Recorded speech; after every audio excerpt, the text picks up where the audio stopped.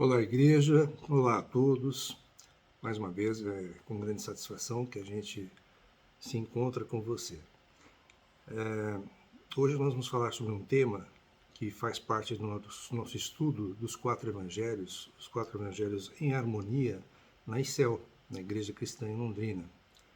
Eu apresentei esse tema lá e quero dividir com vocês. Vai ser sobre as parábolas do grão de mostarda e do fermento. Nós temos aqui o auxílio de alguns colaboradores: Augusto Nicodemos, Sérgio Lima, Rodrigo Silva, Nilson Júnior, Luciano Subirá e Witness Lee. Baseados em Mateus 13, de 31 a 33, Marcos 4, 30 a 32 e Lucas 13, de 18 a 21. Nós vamos ler esses trechos da palavra para ficar um pouquinho mais claro. Então, começando com Mateus 13, de 31 a 33. Diz assim: outra parábola lhes propôs, dizendo: o reino dos céus é semelhante a um grão de mostarda, que um homem tomou e plantou no seu campo, o qual é, na verdade, a menor de todas as sementes, e crescida é maior do que as hortaliças, e se faz árvore, de modo que as aves do céu vêm aninhar-se nos seus ramos. Marcos 4, de 30 a 32, diz assim: disse mais: aqui assemelharemos o reino de Deus? Ou com que parábola o apresentaremos? É como um grão de mostarda que, quando semeado, é a menor de todas as sementes sobre a terra. Mas, uma vez semeada, cresce e se torna maior do que todas as hortaliças e deita grandes ramos, a ponto de as aves do céu poderem aninhar-se à sua sombra.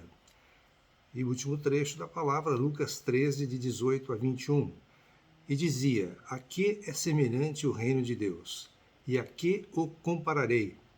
É semelhante a um grão de mostarda que um homem plantou na sua horta, e cresceu e fez-se árvore.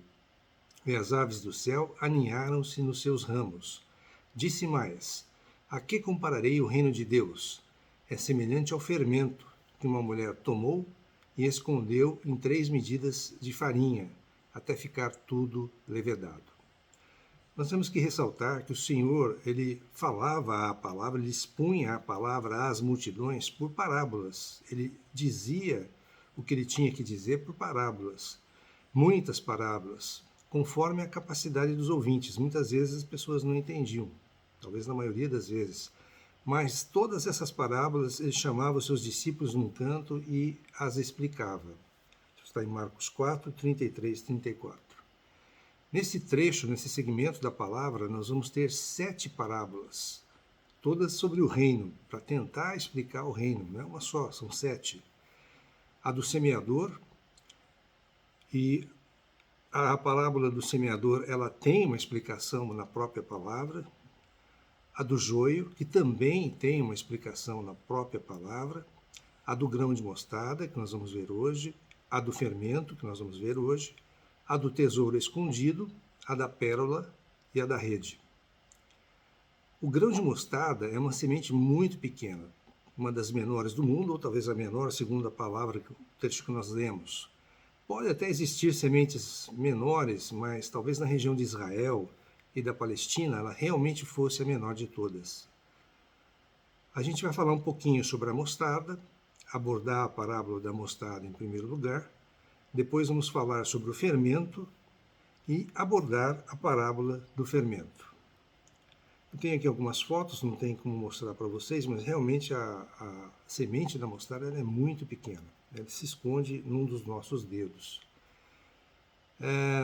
Não foi muito fácil preparar essa mensagem, porque ela tem pelo menos mais de uma explicação. Como a palavra não explica a parábola da mostarda e do fermento, dá margem a mais de uma explicação. Pelo menos um aspecto negativo e um aspecto positivo. Eu não quero confundir vocês, eu não quero tomar partido, mas eu vou expor, né, o que eu pesquisei e o que está na palavra também, e cada um, né, segundo o Espírito Santo, tome essa palavra e a utilize, né? Pode ser até que tenha outras explicações que a gente ainda não sabe. Nem todos os trechos da palavra são perfeitamente explicados. A mostarda. A semente da mostarda tem cerca de 2 milímetros e o pé adulto pode chegar até 3 a 4 metros de altura. São 3 espécies de mostarda, a preta, a castanha e a branca ou amarela. Na Índia, a semente da mostarda é usada há mais de 2.000 anos e os árabes e os judeus já a utilizavam 800 anos antes de Cristo. Seu uso comercial ganhou espaço no preparo de alimentos, temperos e como hortaliça. A tipo Brassica juncea, pela qualidade de suas folhas, elas começam a serem colhidas a partir de 40 a 70 dias após o plantio. É conhecida também como mostarda marrom, mostarda oriental ou mostarda da Índia. As folhas, que são comestíveis, dependendo das variedades, podem ser verdes, amareladas, roxas, lisas ou crespas. As raízes, as flores e os caules também podem ser consumidos. As sementes são usadas para condimento, com um ótimo mercado, um ótimo valor comercial. A variedade Brassica nigra, tem sementes de coloração negra, é a melhor para a fabricação de condimento.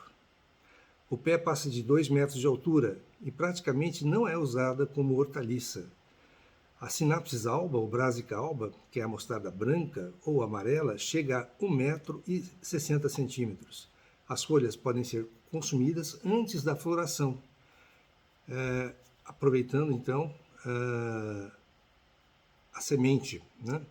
Essa colheita acontece antes do amadurecimento porque as vagens elas são deiscentes, elas lançam a semente de uma maneira precoce.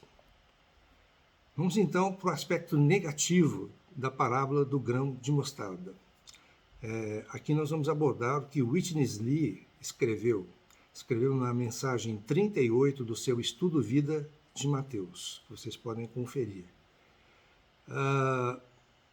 Ele diz o seguinte, que o grão de trigo, representado pela fina flor de farinha, quando ela é processada, e o grão de mostarda representam Cristo como alimento. Então, o trigo e a mostarda representam Cristo como alimento. Cristianismo é totalmente diferente da cristandade. A cristandade é algo mais abrangente, maior, né? E tem coisas malignas infiltradas, é anormal.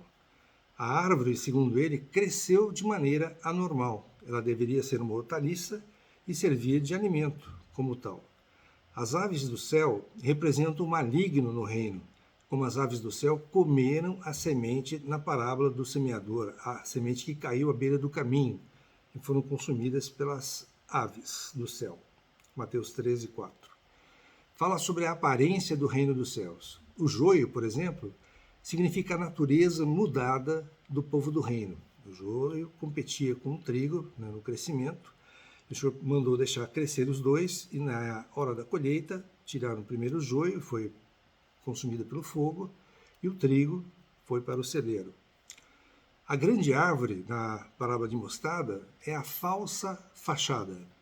Então, algo que não é normal, que não é o habitual, que não é o que o Senhor quer por ele, para Witness Lee. E o fermento é a corrupção interior, a podridão que acontece dentro do reino de Deus. Vamos para o aspecto positivo da parábola do grão de mostarda. É defendida por todos os outros autores que pesquisei. Apesar da semente ser minúscula, de ser uma hortaliça, o grão de mostarda, depois que brotava, tornava-se uma árvore grande, o suficiente para abrigar pássaros em seus ramos e homens debaixo de sua sombra. A árvore tem a sua utilidade. Pode chegar até 3 ou 4 metros de altura, muito frondosa e com muitos galhos. Para alguns, os pássaros representam o maligno, como já dissemos, o maligno infiltrado no reino. Para outros, representa a expansão do reino, o crescimento externo do reino de Deus. Jesus quer dizer que o reino de Deus tem pequenos princípios. Ele começa pequeno, mas depois se torna grande. Começa com uma pequena semente e se torna uma árvore frondosa.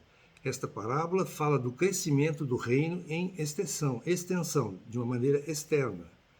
Porque ele queria mostrar que o reino de Deus parecia insignificante diante da rejeição que o próprio Jesus recebia na sua época. Ele queria ensinar os discípulos a perseverar. Deus haveria de trazer o reino sobre a terra. Jesus e os discípulos eram apenas o começo do reino. Quando o Senhor voltar, o reino virá em plenitude. Agora, entretanto, é como se estivéssemos lançando ao solo sementes de mostarda, lançando ao mundo sementes do reino de Deus. O reino de Deus ele é real, como o cristianismo e como a árvore nos protege, mas não é imune a todos os problemas. É um local para a proteção das coisas mais difíceis. O reino de Deus é o domínio de Deus sobre a humanidade, sobre a terra. Deus atua através de pessoas, que são os semeadores. A atuação de Deus nesse mundo é frequentemente invisível, imperceptível aos olhos humanos. Só pode ser percebida através dos olhos da fé. O reino de Deus pode parecer pequeno, insignificante diante de outros movimentos atuais, mundiais, ou mesmo daquela época. É realmente como uma semente de mostarda, pequeno. Há cristãos perseguidos, hostilizados pelo mundo. Nunca seremos unanimidade, mas a vitória de Deus é certa. Nós podemos confiar que isto acontecerá e podemos aguardar a volta do Senhor. Às vezes, Deus parece devagar demais, às vezes não sabemos ou entendemos aonde Ele quer chegar, mas podemos confiar que Ele está no controle de todas as coisas e que a vitória final é certa para a alegria do povo de Deus. O monte, as aves, elas fazem ninho na árvore, que representaria a evangelização. Somos canais do Senhor para as pessoas. Então, vocês veem que são duas explicações totalmente diferentes. Falar um pouquinho sobre a fé e o grão de mostarda, com a ajuda de Luciano Subirá. Em Mateus 17, 20, diz assim: E ele lhes respondeu, por causa da pequenez da vossa fé. Ele está se dirigindo aos discípulos que não conseguiam expulsar o demônio de uma pessoa. Ele diz, pois em verdade vos digo que, se tiverdes fé como um grão de mostarda, direis a este monte, passa daqui para acolá, e ele passará. Nada vos será impossível. Nada vos será impossível. Também essa passagem está em Lucas 17,6, mas aí não é um monte, é uma amoreira que a passagem se refere. Se tiverdes fé como um grão de mostarda, mas aqui não se trata de tamanho, de comparação com um grão de mostarda, mas o uso e o crescimento da fé. A fé, sim, é como um semente de mostarda, mas uma pequena fé não resolve tudo. Tem fé pequena, tem fé grande. Não é questão de mérito, de necessidade. Deus não responde mérito ou necessidade. Deus responde apenas fé. Quanto maior a fé, maior a possibilidade de Deus responder. Há níveis diferentes de fé. Os recursos espirituais é que agem em nós, a confiança em Deus. O Senhor Jesus elogiou alguns por sua fé e também repreendeu outros, como no caso aqui dos discípulos, pela falta de fé. O monte ou a amoreira de Lucas são as nossas dificuldades, os nossos problemas, os nossos obstáculos. Não se intimide, não se curve frente a esses problemas, essas dificuldades, esses obstáculos. Devemos exercitar a nossa fé, alimentar a fé no nosso coração através da palavra, através da ação do Espírito Santo e das experiências que teremos ou que temos com o Senhor, ou que tivemos. A oração é poderosa também para fortalecer a fé. Não se trata da nossa capacidade, mas nossa fé deve ser fortalecida e deve ser acrescida de experiências com o Senhor cada vez maiores. A fé não é predicado nosso, é dom de Deus. O transportar o monte ou a amoreira não é literal. Será que pode ser? Não sabemos a extensão, o alcance da fé, mas é sim simbólico.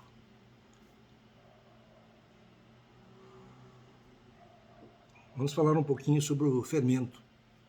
O que é o fermento? É um agente, uma enzima, um organismo capaz de provocar a fermentação. Também pode ser uma levedura. Ele também pode ser a própria massa de farinha que, tendo azedado, é separada e provoca a fermentação em outra massa. Características do fermento. O fermento penetra toda a massa. Ele não penetra apenas uma parte da massa, ele penetra toda a massa e faz crescer. E muda aspectos como o sabor, o cheiro e o tamanho. Apesar dos simbolismos ruins do fermento, ele era muito utilizado e ainda é nos dias de hoje.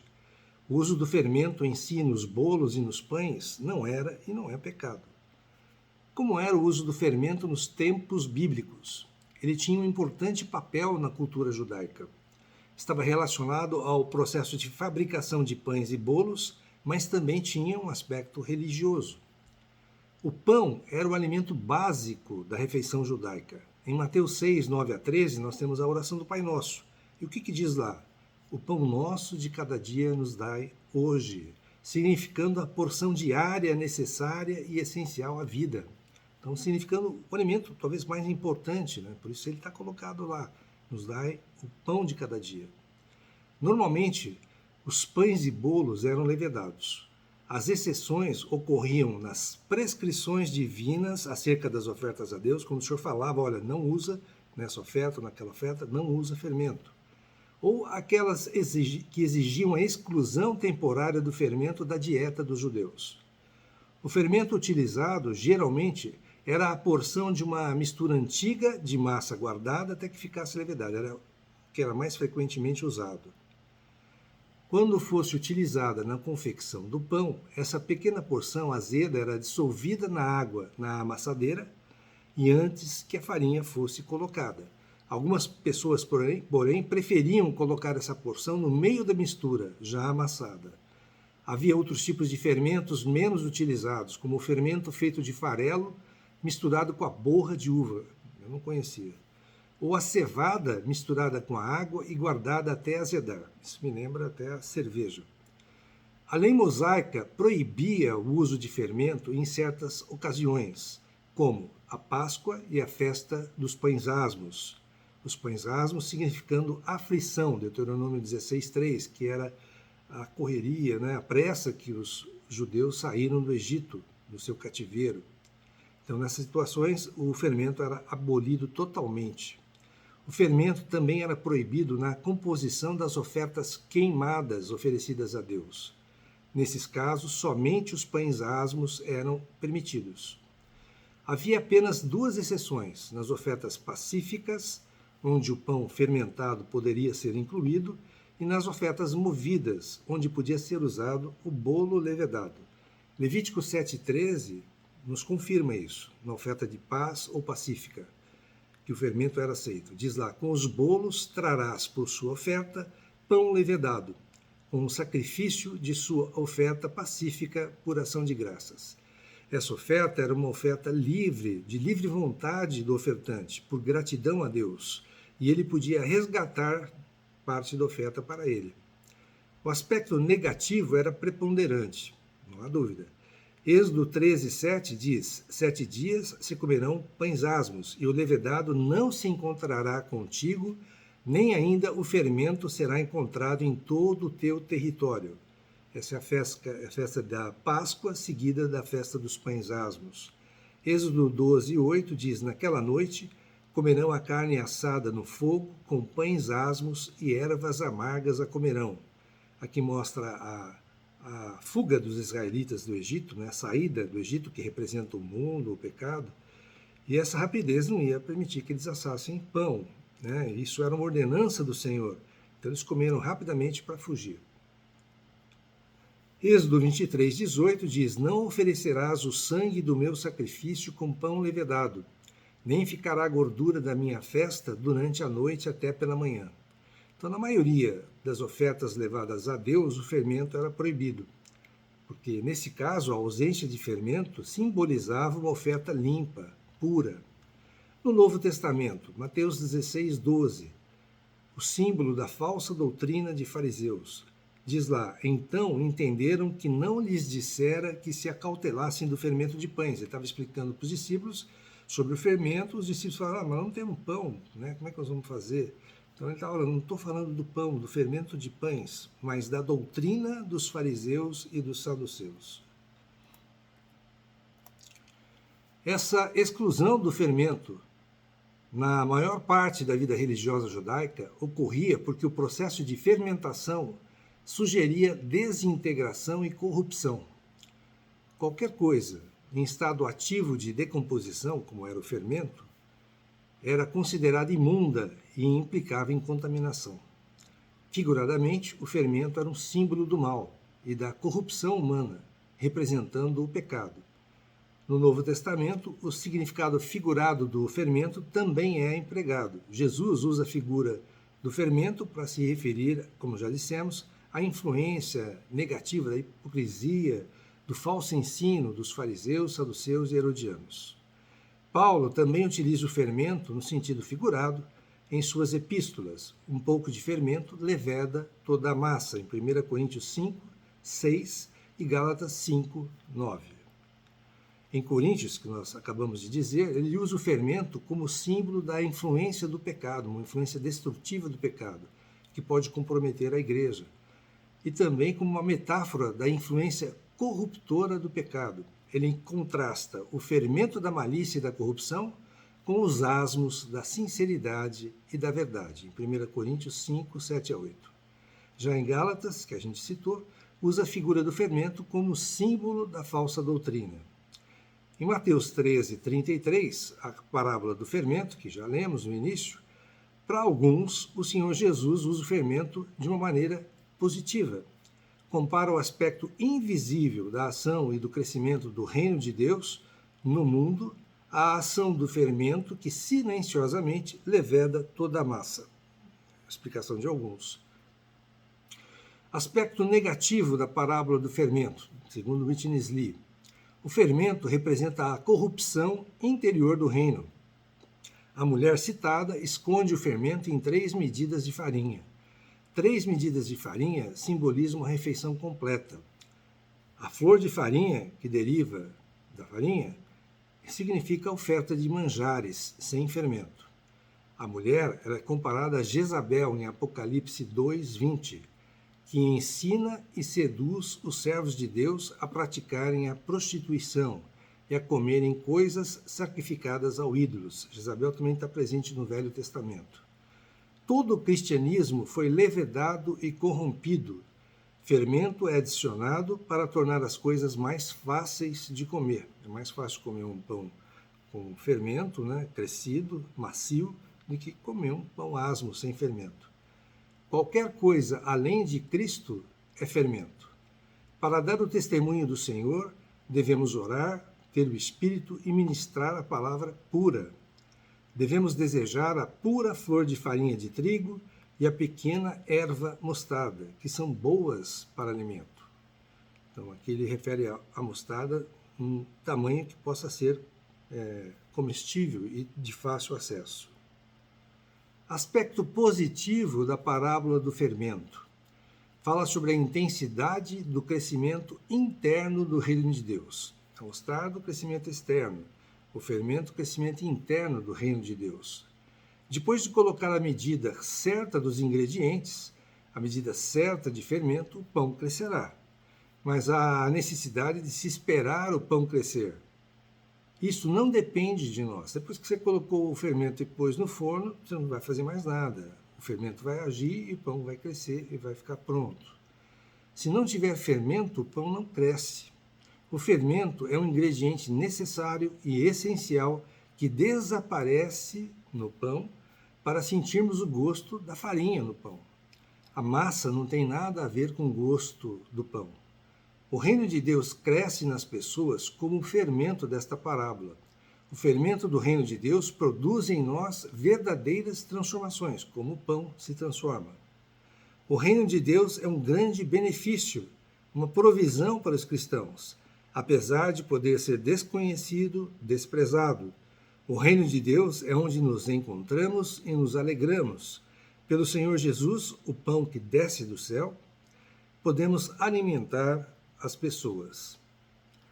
Sejamos para os que precisam pão justiça, fiéis, uma direção e mesmo a cruz que une os abismos humanos.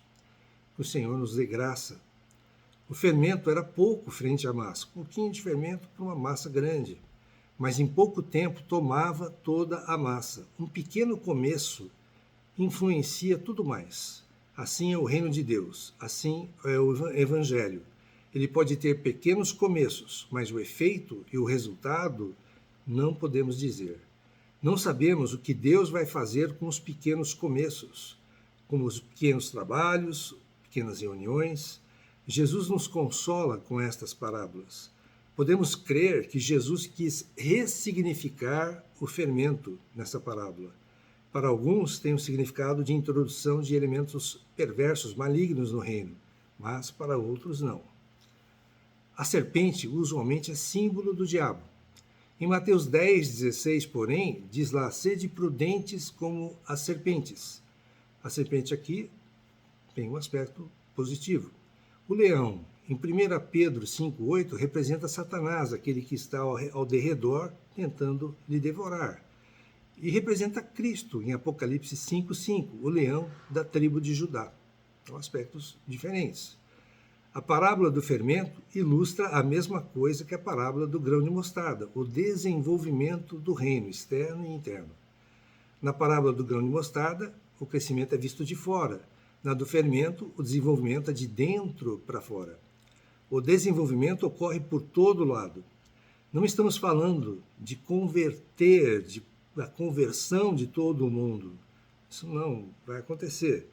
Mas que o pequeno e frágil povo de Deus, o reino de Deus, vai mexer com o mundo. Isso vai, através do poder do Espírito Santo. O reino de Deus promove desenvolvimento e crescimento. Nascemos com o pecado, lá de Adão. Nenhum de nós consegue mais da vida divina por nós mesmos. Nós precisamos do fermento, nós precisamos do Senhor, precisamos do reino, do Espírito Santo para a nossa transformação. Esse processo, que é o processo da nossa alma, dura toda a nossa vida. A ação é sempre do Espírito Santo, mas o fermento muda o nosso coração, porque ele toma o nosso coração para o Senhor. Que o Senhor possa ter falado hoje ao teu coração, assim como tem falado ao meu coração. Não para gerar dúvidas, não para que você duvide da palavra, mas para sedimentar a palavra no seu coração. Eu não tive a intenção de deixar ninguém em dúvidas ou deixar ninguém mais confuso, mas é para salientar que nem todo segmento da palavra tem uma explicação clara e simples. Com certeza, o Senhor quis falar muito para cada um de nós, desde aquela época dos discípulos, com as 7 parábolas. Ele utilizou 7 parábolas para falar do reino. Não uma só, 7. Mas talvez a gente ainda não saiba realmente o que estava no coração do Senhor quando ele proferiu estas palavras. Então a gente está apresentando 2 situações diferentes, 2 aspectos diferentes, um positivo e um negativo, para vocês se inteirarem mais do assunto. Espero que tenham gostado. Lembrando que se você ainda não se inscreveu no canal, aqui está inscrever-se, você vai ter acesso aos vídeos que já estão neste canal e aos próximos que virão. É um acesso mais rápido. E lembrando também, né, como eu já falei, que a Igreja Cristã em Londrina está estudando os evangelhos em harmonia, os 4 evangelhos ao mesmo tempo. Que o Senhor possa prover uma excelente semana para cada um de nós e para cada um de nossa família, uma semana abençoada, uma semana que possa realmente representar o reino de Deus em nossas vidas. Amém.